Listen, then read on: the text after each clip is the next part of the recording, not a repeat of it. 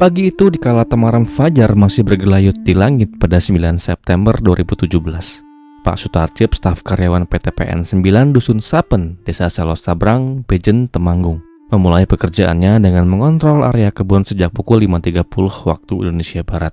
Jalur yang biasa ia lewati itu adalah jalur rutin atau lereng kebun dekat Jalan Raya Leter, Bejen, dan Ngalian.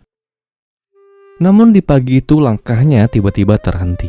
Tatkala di bawah sebuah pohon karet, ia melihat sosok tubuh laki-laki tergeletak terlentang. Awalnya dia mengira itu adalah temannya yang ketiduran saat jaga malam. Ia sempat berteriak memanggil dan menyuruhnya untuk segera bangun, namun tidak ada reaksi. Saat ia mendekat, barulah Pak Sutarcip tersadar bahwa itu bukanlah temannya. Dan setelah ia tilik lebih jauh dan lebih teliti, betapa syok ia ketika ia baru saja berhadapan dengan tubuh manusia yang sudah tak bernyawa.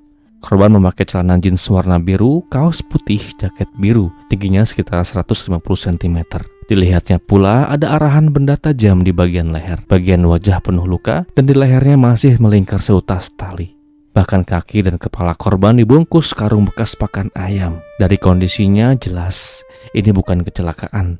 Tanda-tandanya mengarah ke tindak kekerasan. Kaget, Pak Sutarcip langsung menghubungi rekannya, Pak Kurniawan, lalu perangkat desa Pak Rasio. Singkatnya, mereka memastikan bahwa korban bukanlah warga sekitar, dikarenakan tak ada satupun yang mengenali wajahnya. Tak lama kemudian, singkatnya, laporan masuk ke Polres Temanggung. Polisi datang melakukan olah TKP, memeriksa tubuh korban, dan menyiapkannya untuk dibawa ke fasilitas kesehatan untuk dilakukan proses otopsi. Dari pemeriksaan awal, polisi menyimpulkan bahwa korban diduga kuat adalah korban penghilangan nyawa. Pagi yang biasanya tenang di kebun karet itu berubah jadi lokasi penyelidikan. Warga yang mendengar kabar itu mulai berdatangan. Sebagian penasaran, sebagian khawatir. Identitas korban belum diketahui, tapi cara ditemukannya cukup menegaskan bahwa ada sesuatu yang sangat salah terjadi pada malam sebelumnya. Dalam rangka mengungkap siapa pria yang ditemukan terbujur kaku di lereng kebun karet itu, Polres Temanggung langsung menggunakan teknologi identifikasi sidik jari yang bernama MAMBIS atau Mobile Automated Multi-Biometric Identification System.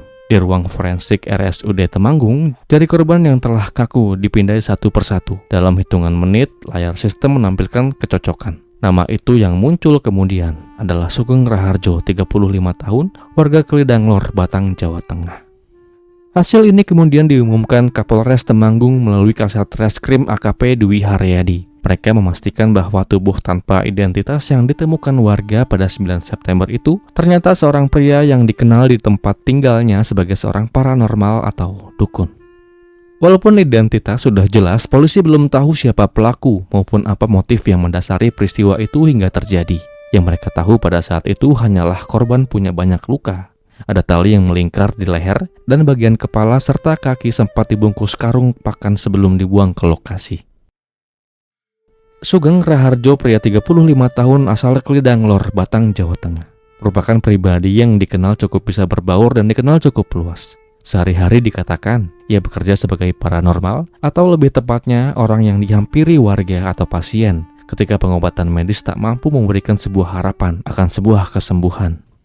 Ia tinggal di rumahnya yang sederhana, yang sekaligus ia gunakan sebagai tempat untuk membuka praktek pengobatan alternatifnya. Seperti yang saya singgung barusan, semua pasien yang datang berharap untuk bisa terbebas dari beban penyakitnya, karena Sugeng dipercaya adalah seorang paranormal penyembuh.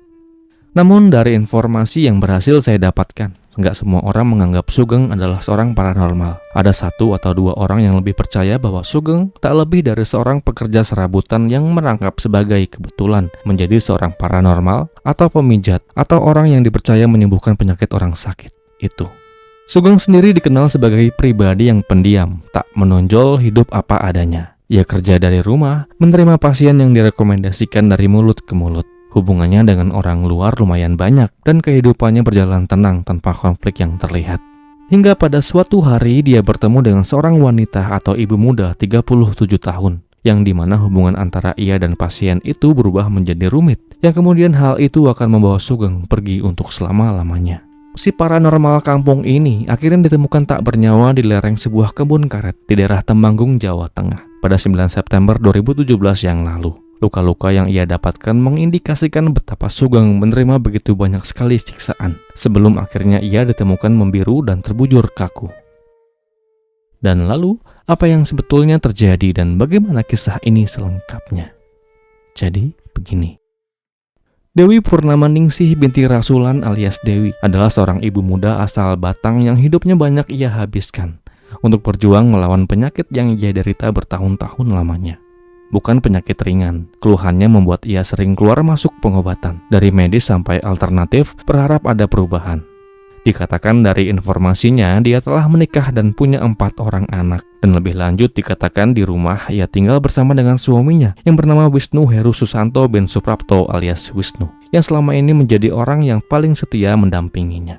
Rumah tangga yang mereka jalani berjalan biasa-biasa saja, dan tidaklah banyak informasi yang saya dapatkan terkait bagaimana hubungan kondisi rumah tangga mereka.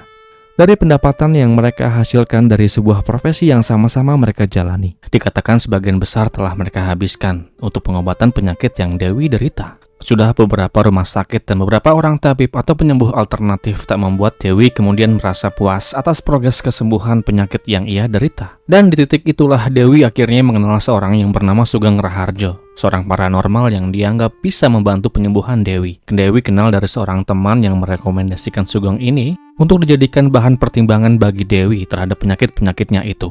Awalnya Dewi ragu untuk menerima saran rekomendasi dukun muda itu. Namun setelah banyak melakukan pertimbangan, singkatnya, Dewi dan Wisnu datang dengan penuh harapan mengikuti saran dari temannya itu. Pertemuan pertama mereka menimbulkan sebuah keyakinan pada Dewi akan sebuah harapan yang bisa ia raih dari Sugeng terhadap penyakit yang ia hidap kala itu. Waktu pun terus berjalan seiring dengan jatuhnya hujan tipis yang membasahi daun-daun di perkebunan tembakau di Temanggung. Dikatakan dalam sebuah sumber, setiap kali Dewi datang untuk berobat ke Sugeng, tak kuranglah ia membawa uang 5 hingga 10 juta sekali berobat. Lebih lanjut dikatakan bahwa total uang yang telah Dewi gelontorkan untuk biaya pengobatan alternatif itu sejumlah 150 juta rupiah.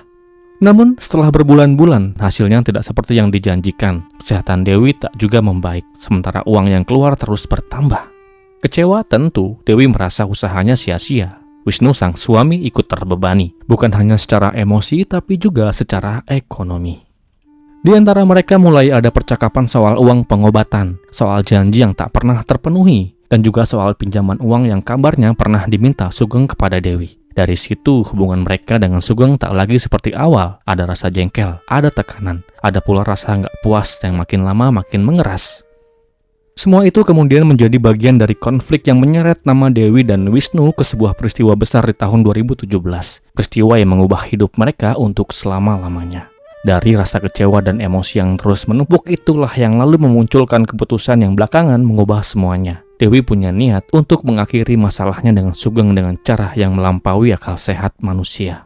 Dan untuk melampiaskan semua itu, Dewi minta kepada si suami Wisnu untuk menghubungi orang-orang kenalan Wisnu di Kendal untuk membantu melaksanakan aksi busuknya. Saking niatnya Dewi, bahkan sampai-sampai Dewi menjual barang-barang pribadi miliknya untuk digunakan sebagai ongkos pelaksanaan, termasuk biaya-biaya imbalan dan ongkos sewa mobil yang akan mereka pakai sebagai kendaraan operasional. Jadi begini kronologinya. Malam itu pada 8 September 2017, Dewi yang telah berada di puncak emosinya dan telah pula menyusun rencana-rencana itu. Ia kemudian mengajak Sugeng untuk bertemu di depan RS Kolbu Insan Mulia di Batang dengan alasan melanjutkan pengobatan. Sugeng singkatnya percaya dan lalu ia datang dengan tanpa rasa curiga.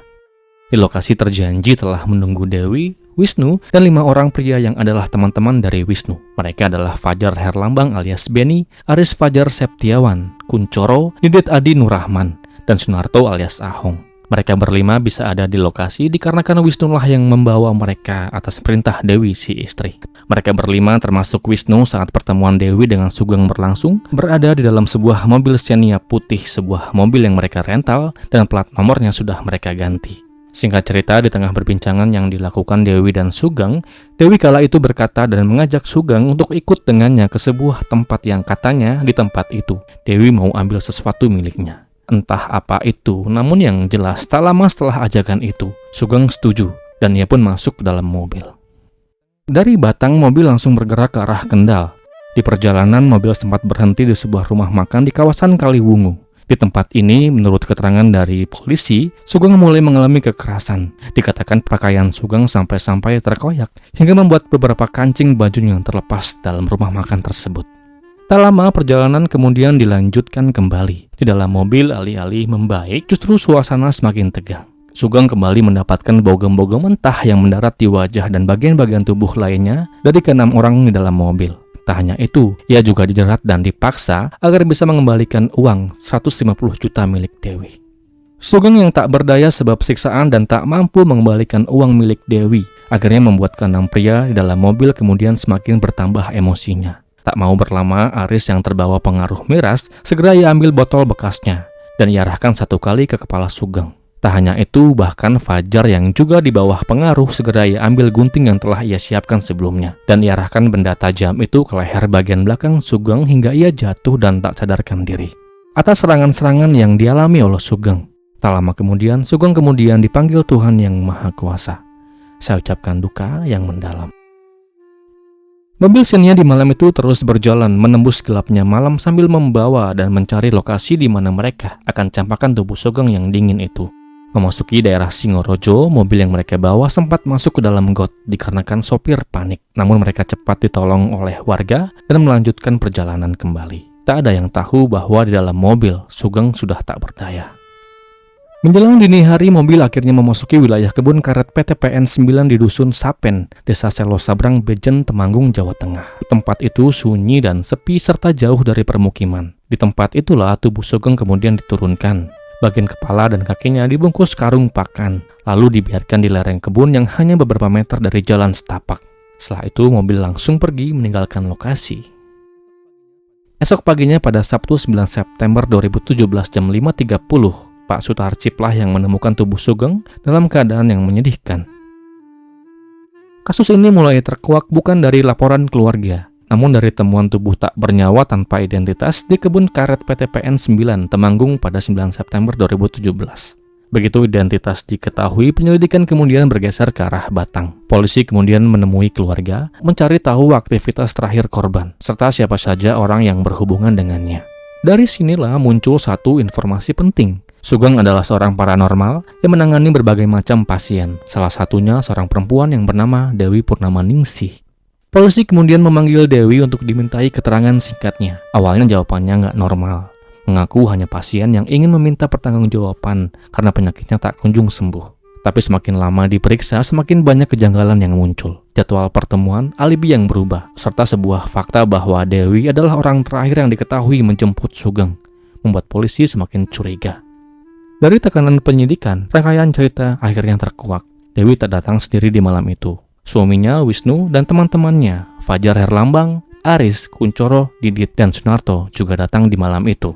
Selain itu, petugas juga membuka rekaman CCTV rumah makan yang mereka singgahi. Dan di tempat itu, petugas menemukan sebuah kancing milik korban yang jatuh, dan terbukalah semuanya. Pengakuan Dewi ini menjadi titik balik penyelidikan. Singkatnya, ketujuh terduga pelaku kemudian diperiksa secara maraton, dan tak lama status mereka kemudian naik menjadi tersangka dan terjerat dengan pasal penghilangan nyawa secara berencana. Di dalam persidangan yang kemudian digelar di Pengadilan Negeri Kendal, melalui majelis hakimnya, kemudian menjatuhkan vonis kepada Dewi Purnamaningsih dan Wisnu Heru Susanto dengan hukuman 17 tahun penjara. Sedangkan Fajar Herlambang alias Benny, Aris Fajar Septiawan, Kuncoro, Didit Adi, dan Sunarto alias Ahong diganjar dengan hukuman 14 tahun penjara. Demikianlah kisah ini. Semoga akan terus ada pelajaran yang kita bisa ambil dari kisah ini. Dan kisah ini pun berakhir